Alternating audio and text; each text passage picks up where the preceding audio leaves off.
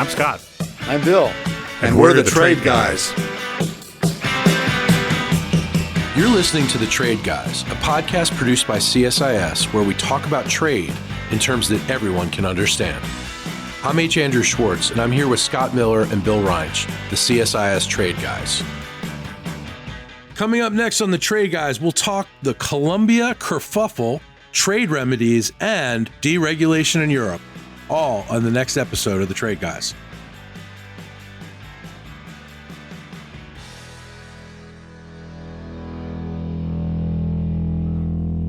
Trade Guys, we're back with lots to talk about. Tariff Man's back in the White House, and there's never a dull moment in trade, especially last week when one of the most incredible stories happened. The United States tried to deport some illegal aliens back to Colombia, and there was quite a kerfuffle. Bill, I know you've been wanting to talk about this. Well, I had a bad Sunday. I mean, partly because of the Philadelphia Eagles. Yeah. But also because of this thing that kept going right up until it was time to go to bed because Trump reversed himself at the last moment and pulled back. So I had to rewrite my column twice to deal with this. The thing about it that struck me as bizarre, in a normal administration, this is the kind of thing that gets handled by third-level diplomats. Yeah. You know, somebody in the American embassy calls up somebody in the relevant Colombian ministry and says, you know, there's a problem here, and then they take care of it. I mean, it appears that both presidents had Trump-like moments. We, in fact, have an agreement with the Colombians in which they agree to accept our deportees. The difference here was that they were coming on military planes, which was something new. Apparently, nobody in the U.S. government told the Colombians that was going to happen. The president of Colombia had a Trump-like moment and just announced that he wasn't going to accept the deportees, which then, of course, caused Trump to have another Trump-like moment, of which he has many, and threatened tariffs.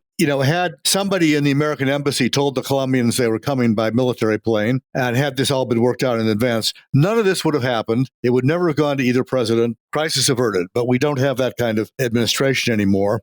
To be fair about it, what Colombian President Petro did put Trump in an awkward position because if the Colombians got away with it, then that could very easily inspire all the other countries that are going to be accepting American deportees, mostly in Latin America and Central America, to do the same thing. So I think Trump felt compelled to do something.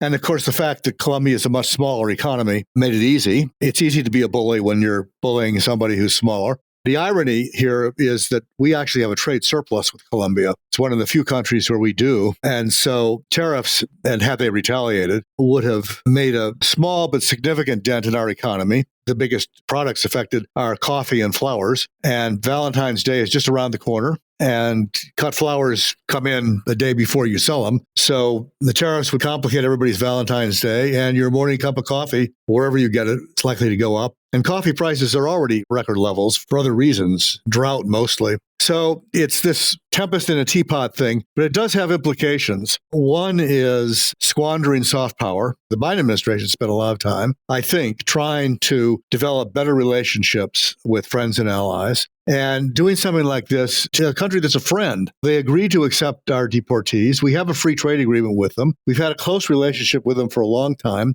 And when you do something like this, it just encourages them to move farther away from the United States. But Bill, I gotta say, there were a lot of Americans who thought it was really cool that Trump told them what was up, and it worked. It worked in the short run.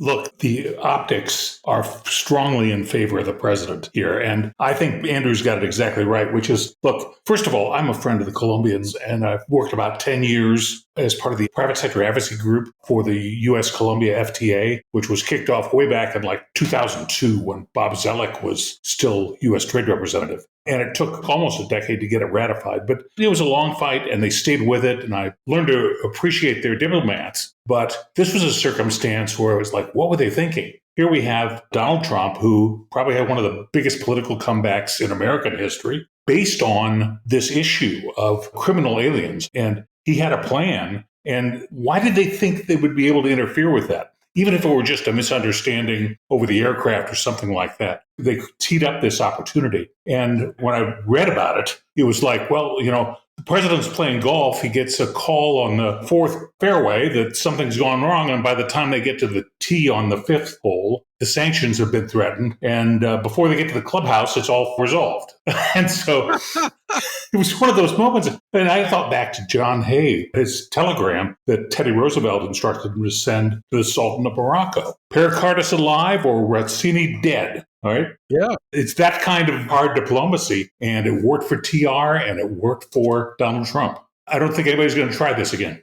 Well, I'm not with you on this. First of all, I object to the statement criminal aliens. One of the comments the Colombians made after they accepted the planes was that none of them were criminals. I mean, if you're Donald Trump. That's who they're, as a priority, deporting. And that was the campaign. But that doesn't mean that that's who they actually did deport. And the Colombians don't seem to think that what they got were a bunch of criminals. But leaving that aside, this is a gift to China. We are alienating friends, we are alienating allies, and we were pushing them in the Chinese direction. The Chinese ambassador to Colombia jumped on this right away and started talking about opportunities for further cooperation between China and Colombia. China is Colombia's second largest trading partner after us. It's a gift. My point is it was unnecessary. And you said that's the same thing. We didn't have to do it this way. No, but I do think there are benefits to doing it this way for President Trump. I think that there'll be other ways of handling it in the future. But I doubt that there's going to be any presidents in this hemisphere who walk to the microphone and confront him directly like that. So who knows how it's going to play out, but I thought he had a good weekend and it was a funny moment. So it sure was. And so, Scott, do you think there's going to be any fallout with the Colombians or?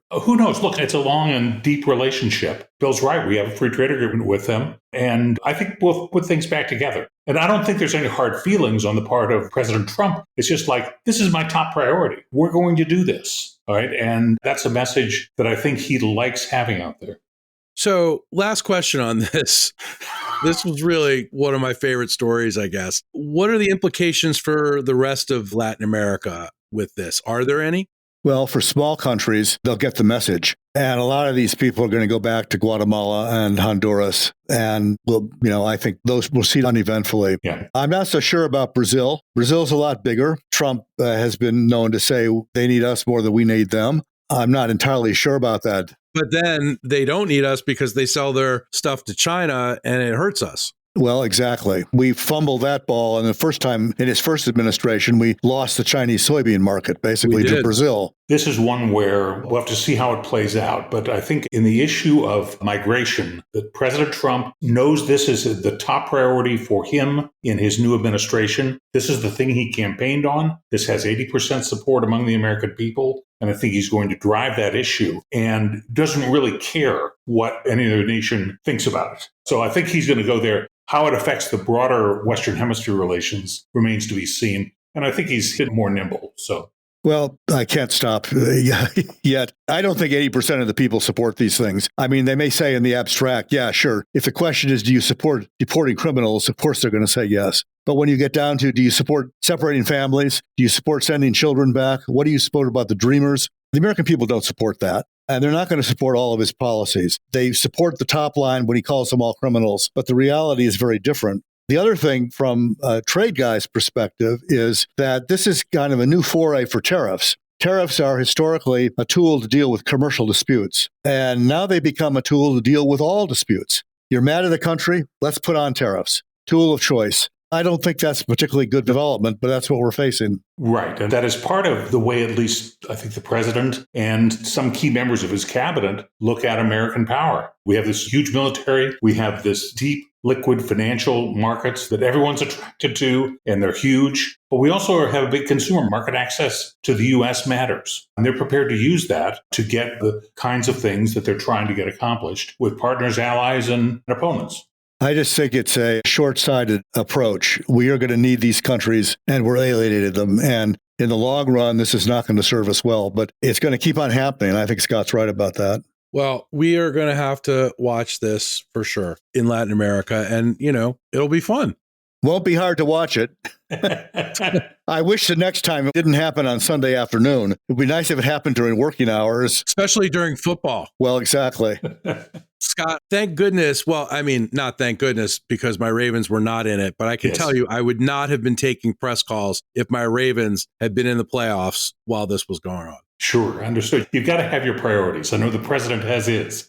So All right, boys, let's talk about trade remedies under the new administration. What should we be expecting? Well, more use of them. Yeah. Trump ordered a number of studies, including an examination of our anti-dumping countervailing duty laws. And he already knows about 232, the national security provision, and 301, the unfair trade practices provision, because he used those the first time around. He seems to want to make better use of other tools. That'll be interesting. There's been a lot of work done on that topic over the years. The thing about dumping and countervailing duty rules, these are laws that, by the way, are WTO consistent and WTO approved that allow countries to assess not punitive but compensatory tariffs against an unfair trade practice, namely dumping, which roughly is defined as selling below the cost of production, or subsidization, which is where we use the term countervailing duty. So if the government puts on a subsidy, we can assess a penalty, a tariff, in the amount of the subsidy. In other words, it's a level the playing field kind of statute. There are two big problems with it over the years that I used to work on this on the Hill.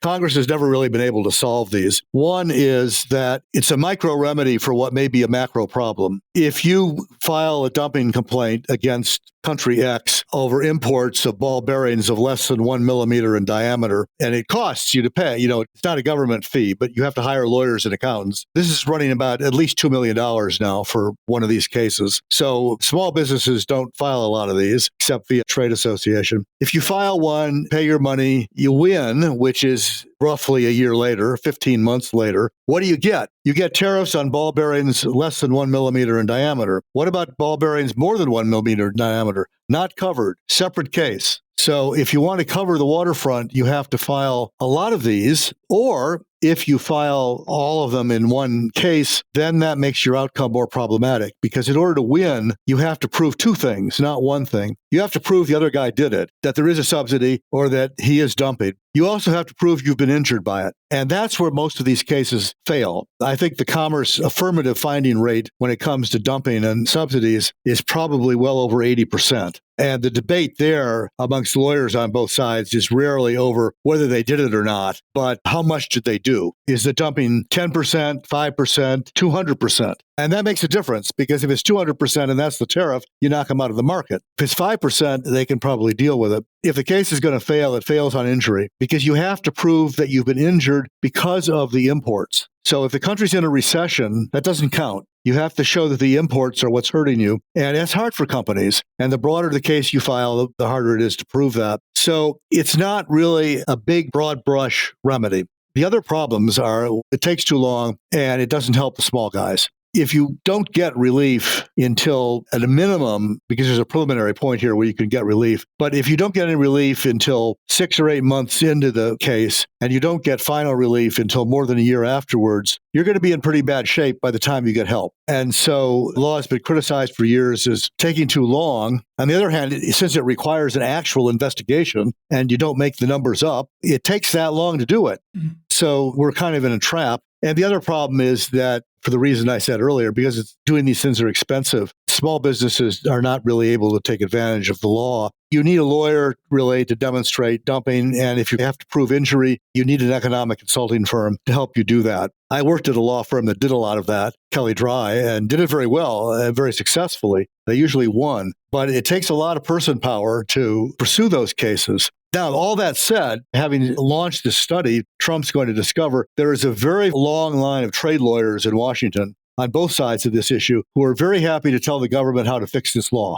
And most of them represent the foreigners and not the Americans, because if you think about it, when the American Iron and Steel Institute, if they file a complaint, or if two steel companies file complaints, they'll hire 1 or 2 law firms to represent them. That complaint often, in the case of steel, is against 8 different countries and 14 companies within those countries. Every one of those companies and every one of those countries hires their own lawyer. So the trade bar subject tends to be weighted towards more lawyers that represent the foreigners than represent the Americans. But they both got ideas on how to fix it. It'll be a robust debate. Part of the debate that's become very interesting will be over this term called transnational subsidies, which there's been some articles about lately.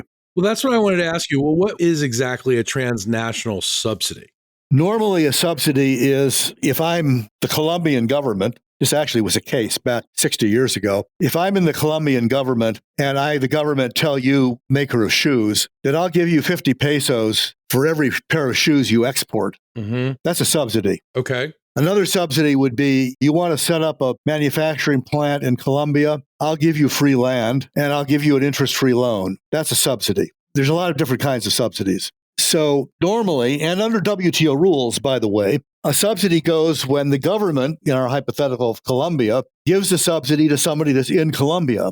What has now become a thing, particularly on the part of the Chinese, is giving subsidies to manufacturing in other countries. So the Chinese might set up a manufacturing plant in Egypt, for example, that will be a Chinese company, although the workers may be Egyptian or maybe not, but it'll be making products in Egypt with presumably at least some Egyptian raw materials, and it'll be a product of Egypt. And under WTO rules, unless the Egyptian government is subsidizing that, there is no subsidy.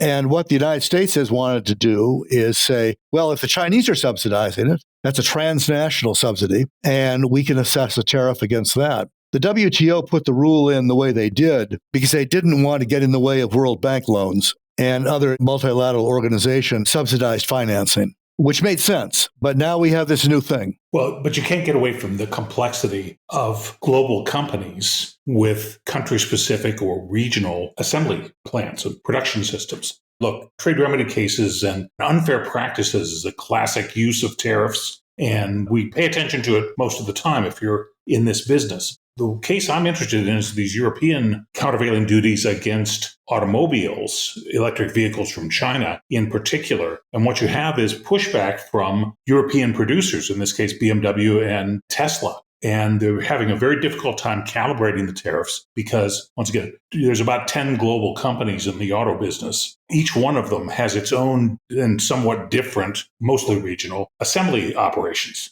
And so it really depends not only where the company's headquartered, but where the product's assembled as to its origin and therefore whether or not it's subject to these actions. So it's going to be a mess. And we're going to get into the same mess here if BYD or some Chinese private firm with government ties begins investing in Mexico or the U.S. or someplace like that to take advantage of USMCA.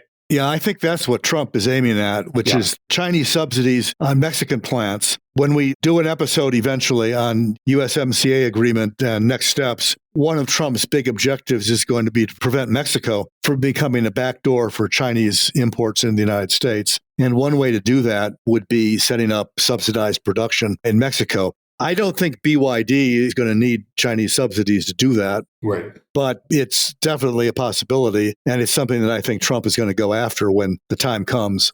Guys, let's talk about Europe, though. What challenge does the European Commission face in addressing imports of subsidized EVs from China?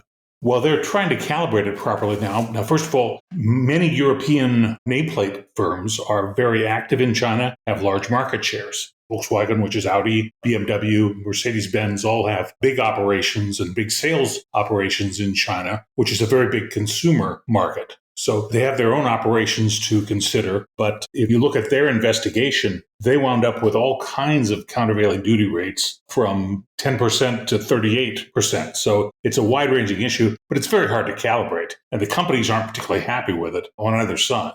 This is a case, every time I give a speech about this, I have a line about it, but I did this twice this week. The dilemma for these companies is that China is simultaneously their best customer and their biggest threat. Yeah. The auto companies are heavily invested in China. They've had a big market in China. It's shrinking now as the Chinese develop better competitors. The German companies in particular, the Chinese have been a good customer, and now they're facing what may be an existential threat for them, and not only in terms of competition inside China from Chinese companies, but now competition inside Europe from Chinese companies, which was the point of the countervailing duties that the EU assessed. And they have this dilemma of what do you do about it? You don't want to forego the short-term revenue. You've made a substantial investment in China. Right. You don't want to lose that, but these guys are out to get you. And they make good cars. That's the new development. You know, we had the luxury for years, first with the Japanese and now with the Chinese, of saying, well, they make shoddy merchandise. It's low-end stuff. Who cares? Well, that's not really true anymore. If you talk to car guys, which we're modeled after, they'll tell you that Chinese EVs are top quality cars and they're very competitive. So it's a dilemma for Western companies as to what to do in this situation.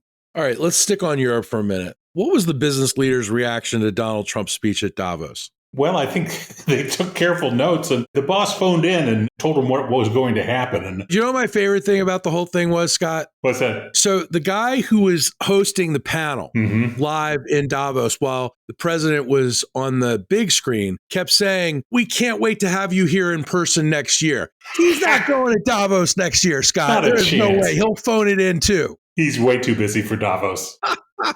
And Masters of the Universe can talk to other people. But That's right. it was a clear moment for the president to basically tell him, we're going to do what's good for America. Yep. There was a response from Europe, which I found very interesting, which is Europe has been talking about deregulation and about the regulatory burdens in Europe versus elsewhere, this sort of self-inflicted punishment that they've imposed on their economy. They published a major white paper in September, led by Mario Draghi, about the extent of European regulation. And at the Davos discussions, European leaders made a point of saying, we got to get going on this. Now, thus far, it's sort of talk. But I think the big picture, when you look at the European economy as a whole, they've got a business model that's unsustainable. Their competitiveness was based on cheap oil and gas from Russia, which got cut off with the invasion of Ukraine. Yep. Part of that model is also a defense system, which is heavily subsidized by U.S. taxpayers. They've got a big welfare state to support, and they've got sort of an increasingly large trade deficit with China as consumer goods are coming from China and not Europe itself.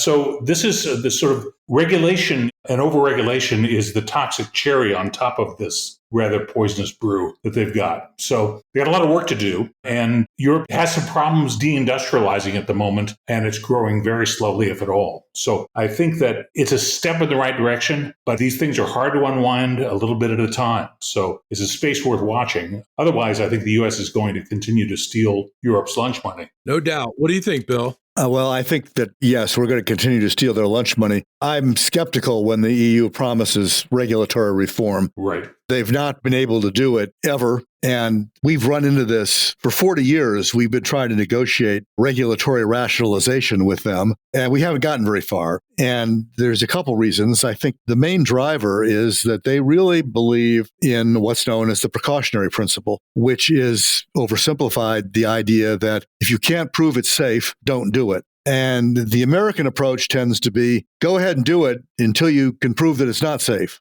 And that's a much more entrepreneurial approach because it's an approach that tells you, go ahead, experiment, try new things. Maybe you fail. Maybe the government ultimately comes after you, but get out there and give it a try. And the European approach is much more focused on safety, and their financial regulations approach is very focused on financial stability. Now, in fairness, when you've got 27 sovereign constituent members, I think you have to approach things a little bit different than the United States does. If you think back to our Articles of Confederation, when we had kind of the same structure before we had a constitution with then 13 independent states, you can see some of the same problems that cropped up with commerce. The EU has worked very hard to get over a lot of the obvious ones, like border controls and things like that, but that's often forced them to take pretty conservative approaches and non-aggressive approaches. And they're kind of locked into that. I think the mentality is we want to keep our people safe. And this means health, safety. I won't repeat the chicken story, but that's a case of this. Health, safety, environment regulations are all designed to protect our people. And if you look at European public opinion on this, a lot of them like this. I mean, they like the lifestyle.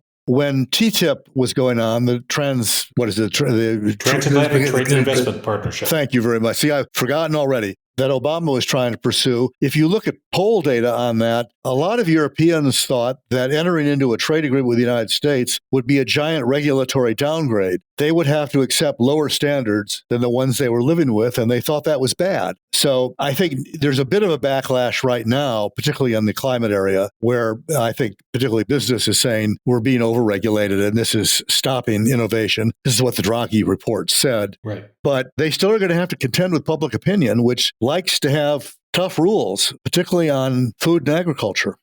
Guys, as always, it's been great. It will continue to be great. We'll never have a dull moment. And we will never have a dull moment. It's a golden age, Andrew. You heard what Trump said.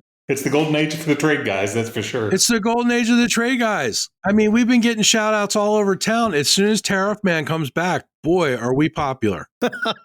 Well, happy to be riding along on this particular train. Absolutely. All right, fellas, we'll see you next week. Same time, same trade channel. Thank you. Thank you.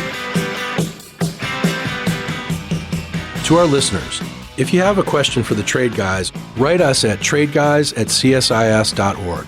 That's tradeguys@csis.org. We'll read some of your emails and have the Trade Guys react to it.